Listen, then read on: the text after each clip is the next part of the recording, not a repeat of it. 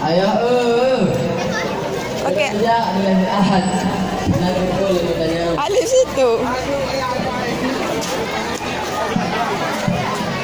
Gila.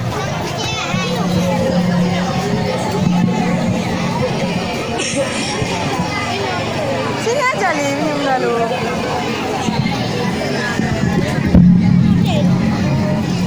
Ayah kamu wek tanya, ho yang hui ayah. Padahal ayah tengah nabut, tengah maknya, tengah makji. Putai nak pakat cuman kah ayah? Nak pakat baju ayah. Oh nak pakat. Putai cuman pakatnya. Wahai ayah cina pegah punyan malut, dengan 12 melasah gebang punjut. Urang ramai nasi mae nasi daun, di ane mi keram kriam ka kenang den.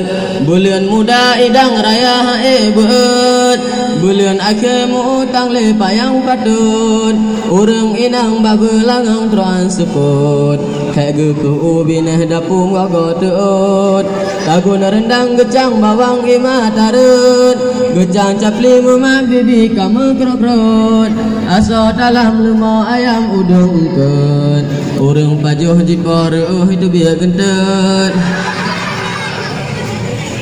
Hanya Daud, Maulud dan Mekanduri. Bandung umat tapi ingat urau lahir Nabi. Tacok pedeman hidup kenyan hari-hari. Tak terapkan dalam kehidupan turuhan Rabi. Yang kenyan yang ke Maulud nyak Daud ber. God ayah. Nyan puput. Bek katanya memang napeng tak puput kau di Maulud. Bek tu ia dekat. Tetapi memang hanapeng sep dikir ngembut. Punya napeng tak kau di contoh laganya. Nak kena.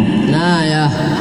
Nya cukup lagak kau di Maulud mandum seragam. Pakon karena nasabah ingat peringati hari-hari lahir Nabi besar Muhammad sallallahu alaihi wasallam. Lagi tengok. Nah ya. Lagi contoh pimpinan-pimpinan dino. Cak memang gecik dino. Gecik din ayah hai. Ya, tak tahu. Walaupun tak kalan urung ubur gecik din. Gecik din tapi gambar tak tinggi. Bah, nyan bobo bah. God ayah. Dino banyak oh. Baile ayah hai. Bukan alam. Wahai ayah bu maulid nyantakkan duri.